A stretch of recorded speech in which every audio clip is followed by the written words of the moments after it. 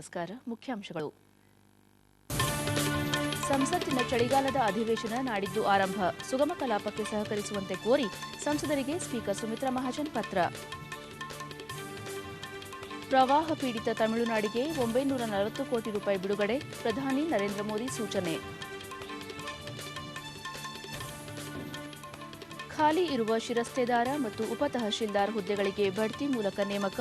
ಕೃಷ್ಣ ಬೈರೇಗೌಡ. ಮತ್ತು ಡೆಂಗಿ ಮತ್ತು ಚಿಕುನ್ ಗುನ್ಯಾ ರೋಗ ಪ್ರಕರಣಗಳ ಸ್ಥಿತಿಗತಿ ವರದಿ 1-2 ದಿನಗಳಲ್ಲಿ ನಿರೀಕ್ಷೆ. ಯುಟಿ ಖಾದರ್.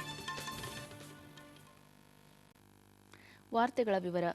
ಸಂಸತ್ತಿನ ಚಳಿಗಾಲದ ಅಧಿವೇಶನ ನಾಡಿದ್ದು ಆರಂಭವಾಗಲಿದ್ದು, ಇದಕ್ಕೆ ಪೂರ್ವಭಾವಿಯಾಗಿ ಲೋಕಸಭಾ ಸ್ಪೀಕರ್ ಸಂಸದರಿಗೆ ಪತ್ರ ಬರೆದು ಶಿಷ್ಟಾಚಾರ ಪಾಲನೆಯ ಮೂಲಕ ಸುಗಮ ಕಲಾಪಕ್ಕೆ ಸಹಕರಿಸುವಂತೆ ಮನವಿ ಮಾಡಿದ್ದಾರೆ. ಸಂಸತ್ ಪ್ರಜಾಪ್ರಭುತ್ವದ ದೇಗುಲ. ಇದು ಜನಹಿತಕ್ಕಾಗಿ ಚರ್ಚೆ ನಡೆಸಿ ಕಾಯ್ದೆಗಳನ್ನು ರೂಪಿಸಬೇಕೆಂದು ಎಲ್ಲರೂ ಬಯಸುತ್ತಾರೆ. ಸಂಸತ್ತಿನ ಘನತೆ, ಗೌರವ ಎತ್ತಿ ಹಿಡಿಯುವುದರ ಜತೆಗೆ ಜನರ ಆಶಯಕ್ಕೆ ಅನುಗುಣವಾಗಿ ಕಲಾಪ ನಡೆಯಬೇಕಿದೆ ಎಂದು ಸ್ಪೀಕರ್ ತಮ್ಮ ಪತ್ರದಲ್ಲಿ ತಿಳಿಸಿದ್ದಾರೆ. ತಮಿಳುನಾಡಿನಲ್ಲಿ ಪ್ರವಾಹ ಪರಿಹಾರ ಕಾರ್ಯಗಳಿಗೆ ಕೇಂದ್ರ ಸರ್ಕಾರ 940 ಕೋಟಿ ರೂಪಾಯಿ ನೆರವು ಪ್ರಕಟಿಸಿದೆ. ರಾಜ್ಯದಲ್ಲಿ ಮಳೆ ಸಂಬಂಧಿ ಘಟನೆಗಳಲ್ಲಿ 120ಕ್ಕೂ ಹೆಚ್ಚು ಮಂದಿ ಮೃತಪಟ್ಟಿದ್ದು, 8,481 ಕೋಟಿ ರೂಪಾಯಿ ಹಾನಿಯಾಗಿದೆ. ಪ್ರವಾಹ ಪರಿಹಾರ ಕೆಲಸಗಳಿಗಾಗಿ ಕೇಂದ್ರ ತುರ್ತಾಗಿ 2,000 ಕೋಟಿ ರೂಪಾಯಿ ಬಿಡುಗಡೆ ಮಾಡಬೇಕು ಎಂದು ಮುಖ್ಯಮಂತ್ರಿ ಜಯಲಲಿತಾ ಮನವಿ ಮಾಡಿದ ಬೆನ್ನಲ್ಲೇ ಪ್ರಧಾನಿ ನರೇಂದ್ರ ಮೋದಿ ಪರಿಹಾರ ನೀಡಲು ಸೂಚಿಸಿದ್ದಾರೆ. ಬಂಗಾಳ ಕೊಲ್ಲಿಯಲ್ಲಿನ ವಾಯುಭಾರ ಕುಸಿತದ ಹಿನ್ನೆಲೆಯಲ್ಲಿ ತಮಿಳುನಾಡು ಮತ್ತು ಪುದುಚೇರಿಯಲ್ಲಿ ವ್ಯಾಪಕ ಮಳೆಯಾಗುತ್ತಿದ್ದು, ಜನಜೀವನ ಅಸ್ತವ್ಯಸ್ತಗೊಂಡಿದೆ. ಅನೇಕ ರೈಲುಗಳ ಸಂಚಾರ ರದ್ದುಪಡಿಸಲಾಗಿದ್ದು, ಕೆಲ ರೈಲುಗಳ ಮಾರ್ಗ ಬದಲಾವಣೆ ಮಾಡಲಾಗಿದೆ. ಆಂಧ್ರಪ್ರದೇಶದ ತಿರುಮಲ ಸೇರಿದಂತೆ ವಿವಿಧ ಜಿಲ್ಲೆಗಳಲ್ಲಿ ಭಾರೀ ಮಳೆಯಾಗುತ್ತಿದೆ. ಸಿಂಗಾಪುರ ಪ್ರವಾಸದಲ್ಲಿರುವ ಪ್ರಧಾನಿ ನರೇಂದ್ರ ಮೋದಿ ಇಂದು ಆ ದೇಶದ ಅಧ್ಯಕ್ಷ ಟೋನಿ ಟಾನ್ಕೆಂಗ್ ಯಾಮ್ ಹಾಗೂ ಪ್ರಧಾನಿ ಲೀ ಸೀನ್ ಲೂಂಗ್ ಅವರೊಂದಿಗೆ ಮಾತುಕತೆ ನಡೆಸಲಿದ್ದಾರೆ. ಉಭಯ ದೇಶಗಳ ನಡುವಿನ ರಾಜತಾಂತ್ರಿಕ ಸಂಬಂಧದ 50ನೇ ವರ್ಷಾಚರಣೆ ಅಂಗವಾಗಿ ವಿಶೇಷ ಅಂಚೆ ಚೀಟಿಯನ್ನು ಉಭಯ ನಾಯಕರು ಬಿಡುಗಡೆ ಮಾಡಲಿದ್ದಾರೆ. ಪ್ರಧಾನಿ ಮೋದಿ ಭಾರತ ಸಿಂಗಾಪುರ ಆರ್ಥಿಕ ಸಮಾವೇಶ ಉದ್ದೇಶಿಸಿ ಭಾಷಣ ಮಾಡಲಿದ್ದು, ಪ್ರಮುಖ ಕಂಪನಿಗಳ ಸಿಇಒಗಳ ಜತೆ ಸಂವಾದ ನಡೆಸಲಿದ್ದಾರೆ. ಕೊನೆಯಲ್ಲಿ ಅವರು ಭಾರತೀಯ ಸಮುದಾಯವನ್ನುದ್ದೇಶಿಸಿ ಮಾತನಾಡುವ ಕಾರ್ಯಕ್ರಮವಿದೆ. ನಿನ್ನೆ ಸಿಂಗಾಪುರ ಉಪನ್ಯಾಸ ಸರಣಿಯ 37ನೇ ಆವೃತ್ತಿಯಲ್ಲಿ ಮಾತನಾಡಿದ ಪ್ರಧಾನಿ ನರೇಂದ್ರ ಮೋದಿ, ಭಯೋತ್ಪಾದನೆ ಬಹುದೊಡ್ಡ ಜಾಗತಿಕ ಸವಾಲಾಗಿದ್ದು, ಎಲ್ಲ ದೇಶಗಳು ಇದನ್ನು ಒಕ್ಕೊರಲಿನಿಂದ ಖಂಡಿಸಬೇಕಾಗಿದೆ. ದೇಶವೊಂದನ್ನು ಅದರ ಸಾಧನೆಯಿಂದ ಅಳೆಯಬೇಕೇ ಹೊರತು ಅದರ ಗಾತ್ರದಿಂದ ಅಲ್ಲ. ಸ್ಫೂರ್ತಿ, ಛಲ ಹಾಗೂ ಆವಿಷ್ಕಾರ ಮನೋಭಾವ ಸಂಪನ್ಮೂಲಗಳ ಕೊರತೆ ತುಂಬುತ್ತವೆ. ಇದಕ್ಕೆ ಪುಟ್ಟ ರಾಷ್ಟ್ರ ಸಿಂಗಾಪುರವೇ ಉದಾಹರಣೆಯಾಗಿದ್ದು, ಅನೇಕ ವಿಷಯಗಳಲ್ಲಿ ನಮಗೆ ಸ್ಫೂರ್ತಿಯಾಗಿದೆ ಎಂದರು. The lack of resources is no constraint for inspiration, imagination and innovation. When a nation embraces diversity, it can unite behind a common purpose. And international leadership flows from the power of thought. ಬಳಿಕ ಅವರು Singapore ಪ್ರಧಾನಿ ಲೀ scene Loong ಅವರೊಂದಿಗೆ ಚಾಯ್ ಪೆ ಚರ್ಚಾ ಕಾರ್ಯಕ್ರಮದಲ್ಲಿ ಪಾಲ್ಗೊಂಡಿದ್ದರು.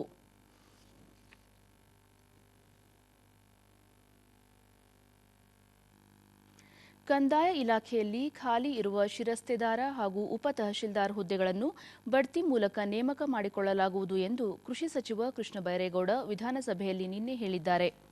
ಅವರು PM Narendra Swamy ಪ್ರಶ್ನೆಗೆ ಕಂದಾಯ ಸಚಿವರ ಪರವಾಗಿ ಉತ್ತರಿಸಿ, ಖಾಲಿ ಇರುವ ಹುದ್ದೆಗಳ ಭರ್ತಿಗೆ ಪ್ರಾದೇಶಿಕ ಆಯುಕ್ತರಿಗೆ ಸೂಚಿಸಲಾಗುವುದು ಎಂದು ಹೇಳಿದರು. ಈ ಹಂತದಲ್ಲಿ ಮಧ್ಯಪ್ರವೇಶಿಸಿದ ಸಭಾಧ್ಯಕ್ಷ ಕಾಗೋಡು ತಿಮ್ಮಪ್ಪ, ರಾಜ್ಯದಲ್ಲಿ ಖಾಲಿ ಇರುವ ಗ್ರಾಮ ಲೆಕ್ಕಿಗರು ಸೇರಿದಂತೆ ವಿವಿಧ ಹುದ್ದೆಗಳನ್ನು ಮೆರಿಟ್ ಆಧಾರದ ಮೇಲೆ ನೇರ ನೇಮಕಾತಿ ಮಾಡಿಕೊಳ್ಳಬೇಕೆಂಬ ಸಲಹೆ ನೀಡಿದಾಗ ಅದಕ್ಕೆ ಸಚಿವರು ಸಮ್ಮತಿಸಿದರು.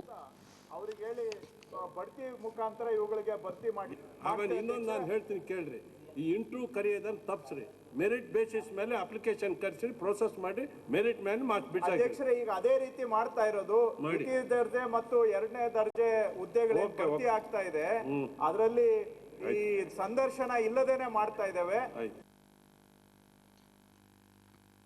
ಸರ್ಕಾರಿ ಹಾಗೂ ಖಾಸಗಿ ಆಸ್ಪತ್ರೆಗಳಲ್ಲಿ ಡೆಂಗಿ ಹಾಗೂ ಚಿಕುನ್ಗುನ್ಯಾ ರೋಗ ಪ್ರಕರಣಗಳ ಸ್ಥಿತಿಗತಿ ಬಗ್ಗೆ ವರದಿ ನೀಡಲು ಜಿಲ್ಲಾ ಆರೋಗ್ಯಾಧಿಕಾರಿಗಳ ನೇತೃತ್ವದಲ್ಲಿ ಸಮಿತಿ ರಚಿಸಲಾಗಿದ್ದು, ಒಂದೆರಡು ದಿನಗಳಲ್ಲಿ ಸಮಿತಿ ವರದಿ ನೀಡುವ ಸಾಧ್ಯತೆ ಇದೆ ಎಂದು ಆರೋಗ್ಯ ಮತ್ತು ಕುಟುಂಬ ಕಲ್ಯಾಣ ಸಚಿವ ಯುಟಿ ಖಾದರ್ ವಿಧಾನ ಪರಿಷತ್ತಿನಲ್ಲಿ ನಿನ್ನೆ ಹೇಳಿದ್ದಾರೆ.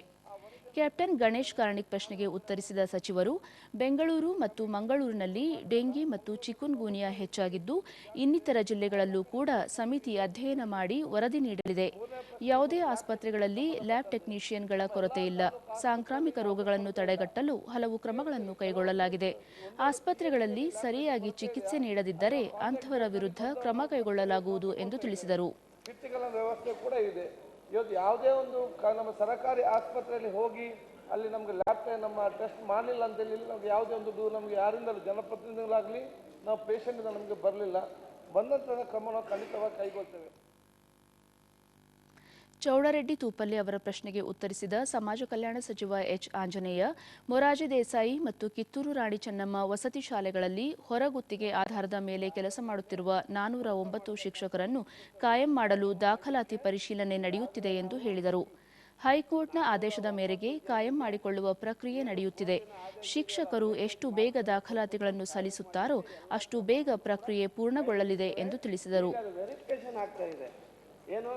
ಅವರು ಶಾಲಾ ದಾಖಲೆಗಳನ್ನು ಪರಿಶೀಲನೆ ಮಾಡ್ತಕ್ಕಂಥದ್ದು, ಸಿಂಧುತ್ವ ಪ್ರಮಾಣ ಪತ್ರವನ್ನು ಕೊಡ್ತಕ್ಕಂಥದ್ದು, ಪೊಲೀಸ್ ವೆರಿಫಿಕೇಶನ್ ಅನ್ನು ಮಾಡ್ತಕ್ಕಂಥದ್ದು.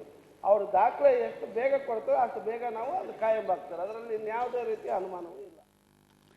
ಬೆಂಗಳೂರಿನಲ್ಲಿ ನಿನ್ನೆ ಹೃದಯಾಘಾತದಿಂದ ನಿಧನರಾದ ಹೆಬ್ಬಾಳ ವಿಧಾನಸಭಾ ಕ್ಷೇತ್ರದ ಶಾಸಕ ಜಗದೀಶ್ ಕುಮಾರ್ ಅವರ ಪಾರ್ಥಿವ ಶರೀರಕ್ಕೆ ಅನೇಕ ಮುಖಂಡರು, ಸಾರ್ವಜನಿಕರು ಗೌರವ ನಮನ ಸಲ್ಲಿಸಿದರು.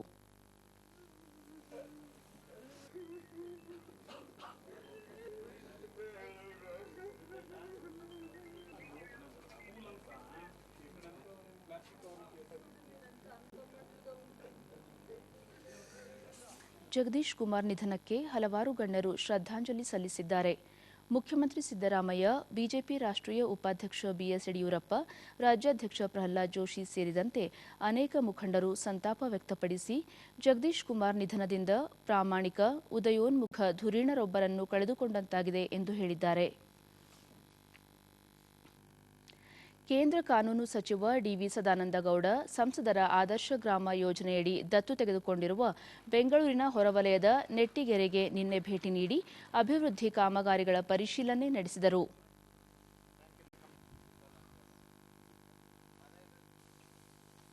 ಜಿಲ್ಲಾ ಪಂಚಾಯತ್, ತಾಲೂಕು ಪಂಚಾಯತ್, ಗ್ರಾಮ ಪಂಚಾಯತ್ ಅಧ್ಯಕ್ಷರು ಹಾಗೂ ಸದಸ್ಯರೊಂದಿಗೆ ಸಮಾಲೋಚನೆ ನಡೆಸಿ ಶೀಘ್ರ ಕಾಮಗಾರಿಗಳನ್ನು ಮುಗಿಸುವಂತೆ ಸೂಚನೆ ನೀಡಿದರು. ಬಳಿಕ ಸಂಸದರ ಆದರ್ಶ ಗ್ರಾಮ ಯೋಜನೆಯಡಿ ವರ್ಷಕ್ಕೆ ಒಂದು ಗ್ರಾಮವನ್ನು ಆಯ್ಕೆ ಮಾಡಿಕೊಂಡು ಅವುಗಳಿಗೆ ಮೂಲಭೂತ ಸೌಕರ್ಯ ಕಲ್ಪಿಸುವುದು ಈ ಯೋಜನೆ ಉದ್ದೇಶ. ಪ್ರಧಾನಿ ನರೇಂದ್ರ ಮೋದಿ ಅವರ ಕನಸಿನಂತೆ ಗ್ರಾಮದಲ್ಲಿ ಮೂಲಭೂತ ಸೌಕರ್ಯ ಕಲ್ಪಿಸಲಾಗುವುದು.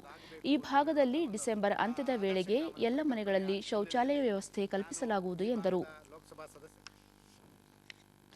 ಭಾರತೀಯ ಸಂಬಾರ ಮಂಡಳಿ ವತಿಯಿಂದ ಮೈಸೂರಿನಲ್ಲಿ ನಿನ್ನೆ 43ನೇ ಅಂತಾರಾಷ್ಟ್ರೀಯ ಕಾಳುಮೆಣಸು ಉತ್ಪಾದಕರ ಸಮಾವೇಶ ನಡೆಯಿತು. ಉತ್ತಮ ಉತ್ಪಾದಕರಿಗೆ ಪ್ರಶಸ್ತಿ ಪ್ರದಾನ ಮಾಡಲಾಯಿತು.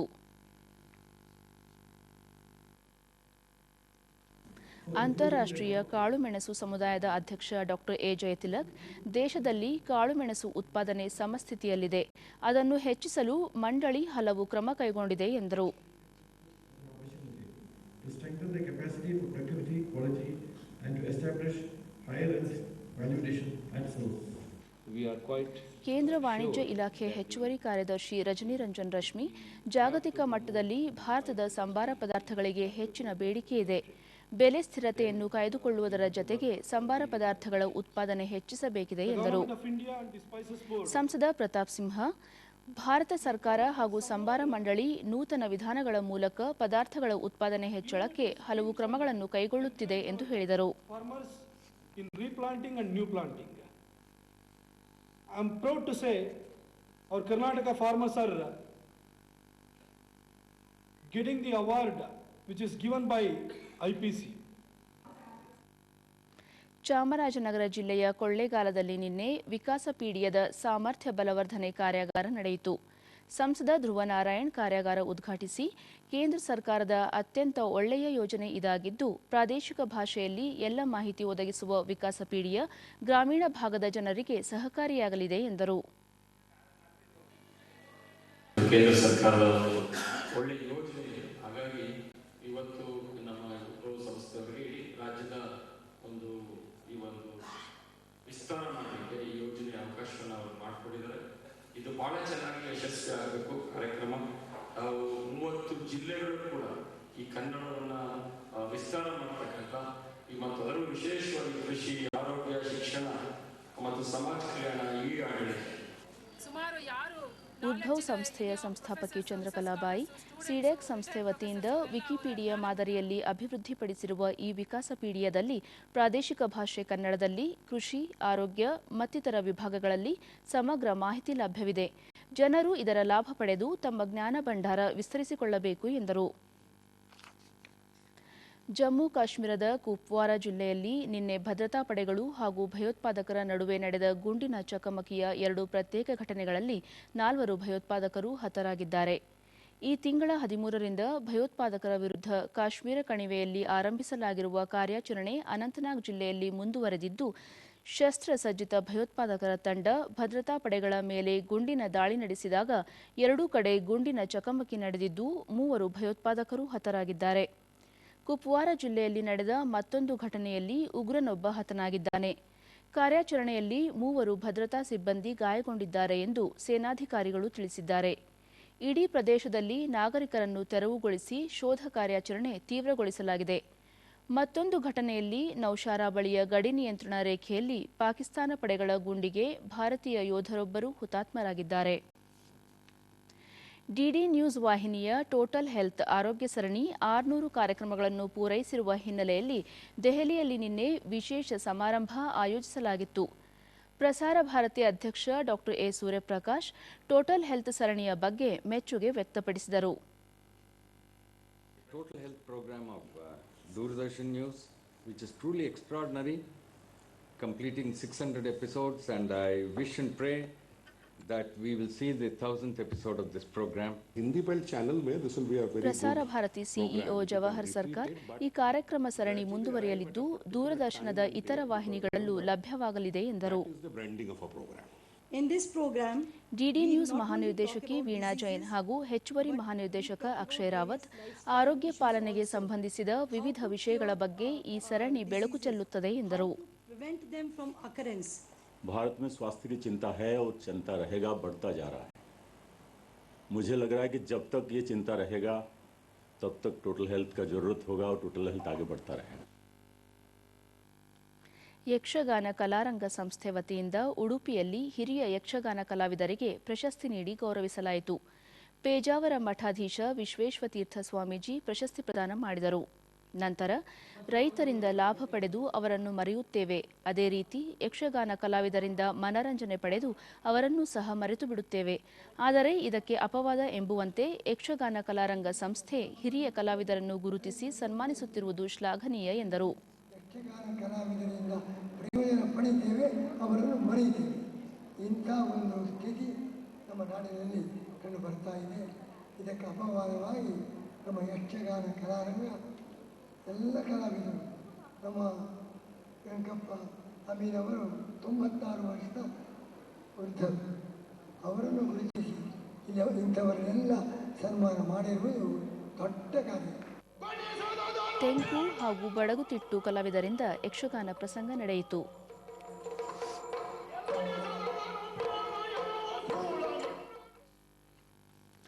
ರಾಷ್ಟ್ರೀಯ ತೋಟಗಾರಿಕೆ ಮಿಷನ್ ಯೋಜನೆಯಡಿ ಬಳ್ಳಾರಿ ತಾಲೂಕಿನ ಬೆಳಗಲ್ಲು ಗ್ರಾಮದ ಹೊರವಲಯದಲ್ಲಿ ರೈತರೊಬ್ಬರು ಪಾಲಿಹೌಸ್ ನಿರ್ಮಿಸಿ ಸಂರಕ್ಷಿತ ಬೇಸಾಯದ ಮೂಲಕ ಟೊಮ್ಯಾಟೊ ಕೃಷಿಯಲ್ಲಿ ಸಾಧನೆ ಮಾಡಿದ್ದಾರೆ. ನೂತನ ತಂತ್ರಜ್ಞಾನದ ಮೂಲಕ ಬೆಳೆದಿರುವ ಟೊಮ್ಯಾಟೊ ಗಿಡಗಳು 12 ಅಡಿ ಎತ್ತರವಿದ್ದು ಸುಮಾರು 3,000 ಗಿಡಗಳು ಪಾಲಿಹೌಸ್ನಲ್ಲಿವೆ. 3 ತಿಂಗಳಿಗೊಮ್ಮೆ ಕೊಯ್ಲಿಗೆ ಬರುತ್ತವೆ. ಇಲ್ಲಿ ಬೆಳೆಯಲಾಗುವ ಟೊಮ್ಯಾಟೊವನ್ನು ಹೈದರಾಬಾದ್, ಬೆಂಗಳೂರಿಗೂ ಸಾಗಣೆ ಮಾಡುವ ಮೂಲಕ ಹೆಚ್ಚಿನ ಲಾಭವನ್ನು ರೈತ ಗಳಿಸುತ್ತಿದ್ದಾನೆ. ಫಲಾನುಭವಿ ರೈತ ರಮೇಶ್ ನಾಯ್ಕ ರಾಷ್ಟ್ರೀಯ ತೋಟಗಾರಿಕಾ ಮಿಷನ್ ಯೋಜನೆಯಡಿ ಬ್ಯಾಂಕ್ನಿಂದ 25 ಲಕ್ಷ ರೂಪಾಯಿ ಸಾಲ ಪಡೆದಿದ್ದು 8,90,000 ರೂಪಾಯಿ ಸಬ್ಸಿಡಿ ದೊರೆತಿದೆ. ರೈತರು ಶ್ರಮ ವಹಿಸಿ ದುಡಿದರೆ ಬದುಕು ಹಸನು ಮಾಡಿಕೊಳ್ಳಬಹುದು ಎಂದು ತಿಳಿಸಿದರು. ಕಟಾವು ಸರ್ ಇದೆ ಮೂರು ತಿಂಗಳಿಗೆ ಒಂದ್ಸಲ ಕಟಾವು ಮಾಡ್ತೀವಿ. ಇದಕ್ಕೆ ರೈತರಿಗೆ ಕೇಳ್ಕೊಂಬೋದು ಇಷ್ಟೇ ಸರ್, ನಾವು ಯಾರು ಆತ್ಮಹತ್ಯೆಗೆ ಶರಣ ಆಗಬೇಡ್ರಿ, ಒಳ್ಳೆ ಚೆನ್ನಾಗಿ ಇದರಂಗೆ ಕಷ್ಟಪಟ್ಟು ಮಾಡ್ಕೊಂಡು ಹೋಗಿ ದುಡ್ಕೊಂಬನ ಅಂತೇಳಿ ಒಂದು ಇದು ಮಾಡ್ತೀನಿ ಸರ್. ಅವರಿಗೆ ಲಾಭದಾಯಕದತ್ತ ಜಿಲ್ಲಾ ಲೀಡ್ ಬ್ಯಾಂಕ್ನ ಅಧಿಕಾರಿ ಕುಮಾರಗೌಡ, ಪಾಲಿಹೌಸ್ ಬೇಸಾಯದಿಂದ ಟೊಮ್ಯಾಟೊ ಬೆಳೆಗೆ ಉತ್ತಮ ಬೆಲೆ ಸಿಗುತ್ತಿದೆ. ಆರ್ಥಿಕ ನೆರವು ಹಾಗೂ ಶಿಸ್ತುಬದ್ಧ ವ್ಯವಸಾಯದಿಂದ ಲಾಭ ಪಡೆಯಬಹುದೆಂಬುದನ್ನು ರೈತ ರಮೇಶ್ ನಾಯ್ಕ ತೋರಿಸಿಕೊಟ್ಟಿದ್ದಾರೆ ಎಂದು ಮೆಚ್ಚುಗೆ ವ್ಯಕ್ತಪಡಿಸಿದರು. ಈಗ ಇಂದಿನ ಪತ್ರಿಕೆಗಳ ಇಣುಕು ನೋಟ. ಲೋಕಾಯುಕ್ತ ಸ್ಥಗಿತ, ಭಾಸ್ಕರ್ ರಾವ್ ಸುಭಾಷ್ ಅಡಿ ಪದಚ್ಯುತಿ ನಿರ್ಣಯಕ್ಕೆ ಸಭಾಧ್ಯಕ್ಷರ ಸಮ್ಮತಿ. ಸಿಂಗಾಪುರದ ಸಾಧನೆ ಭಾರತಕ್ಕೆ ಸ್ಫೂರ್ತಿ, ಪ್ರಧಾನಿ ನರೇಂದ್ರ ಮೋದಿ ಅಭಿಪ್ರಾಯ. ಸ್ಮಾರ್ಟ್ ಸಿಟಿ ಸೇರಿ ಹಲವು ಯೋಜನೆಗಳಲ್ಲಿ ಸಿಂಗಾಪುರ ಸಹಕಾರ. ಸುಸ್ತಿದಾರರ ವಿರುದ್ಧ ಕ್ರಮ, ಬ್ಯಾಂಕುಗಳಿಗೆ ಎಲ್ಲ ಅಧಿಕಾರ.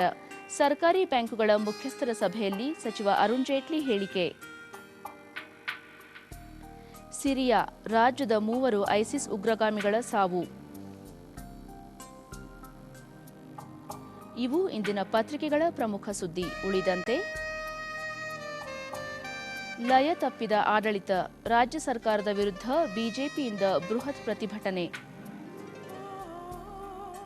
ಜನವರಿಯಿಂದ ಮನೆ ಮನೆಗೆ ಎಲ್ಇಡಿ ಬಲ್ಬ್ ಭಾಗ್ಯ, ಪುನೀತ್ ರಮ್ಯಾ ರಾಯಭಾರಿ. ಪ್ರವಾಸಿಗರಿಗೆ ಸಿಗಲಿದೆ ರಕ್ಷಣೆ ಮಾಹಿತಿ. 13 ಜಿಲ್ಲೆಗಳಲ್ಲಿ 174 ಪ್ರವಾಸಿ ಮಿತ್ರರು. ಯೋಜನೆಗಿಂದು ಚಾಲನೆ. ಶಾಸಕ ಜಗದೀಶ್ ಕುಮಾರ್ ನಿಧನ, ಗಣ್ಯರ ಸಂತಾಪ. ಹುಬ್ಬಳ್ಳಿ ರಣಜಿ, ಉತ್ತಪ್ಪ ಅಗರ್ವಾಲ್ ಅಮೋಘ ಶತಕ. ಕರ್ನಾಟಕದ ಬ್ಯಾಟಿಂಗ್ ಆಕ್ರಮಣಕ್ಕೆ ದೆಹಲಿ ಬೌಲಿಂಗ್ ದಾಳಿ ಚೆಲ್ಲಾಪಿಲ್ಲಿ. ಕೊನೆಯಲ್ಲಿ ಮತ್ತೊಮ್ಮೆ ಮುಖ್ಯಾಂಶಗಳು. ಸಂಸತ್ತಿನ ಚಳಿಗಾಲದ ಅಧಿವೇಶನ ನಾಡಿದ್ದು ಆರಂಭ, ಸುಗಮ ಕಲಾಪಕ್ಕೆ ಸಹಕರಿಸುವಂತೆ ಕೋರಿ ಸಂಸದರಿಗೆ ಸ್ಪೀಕರ್ ಸುಮಿತ್ರಾ ಮಹಾಜನ್ ಪತ್ರ. ಪ್ರವಾಹ ಪೀಡಿತ ತಮಿಳುನಾಡಿಗೆ 940 ಕೋಟಿ ರೂಪಾಯಿ ಬಿಡುಗಡೆ, ಪ್ರಧಾನಿ ನರೇಂದ್ರ ಮೋದಿ ಸೂಚನೆ. ಖಾಲಿ ಇರುವ ಶಿರಸ್ತೇದಾರ ಮತ್ತು ಉಪತಹಶೀಲ್ದಾರ್ ಹುದ್ದೆಗಳಿಗೆ ಬಡ್ತಿ ಮೂಲಕ ನೇಮಕ, ಕೃಷ್ಣ ಬೈರೇಗೌಡ. ಮತ್ತು ಡೆಂಗಿ ಮತ್ತು ಚಿಕುನ್ ಗುನ್ಯಾ ರೋಗ ಪ್ರಕರಣಗಳ ಸ್ಥಿತಿಗತಿ ವರದಿ 1-2 ದಿನಗಳಲ್ಲಿ ನಿರೀಕ್ಷೆ, ಯುಟಿ ಖಾದರ್. ನಮ್ಮ ಮುಂದಿನ ವಾರ್ತಾ ಪ್ರಸಾರ ಮಧ್ಯಾಹ್ನ 1 ಗಂಟೆಗೆ ಚಂದನದಲ್ಲಿ. ನಮಸ್ಕಾರ.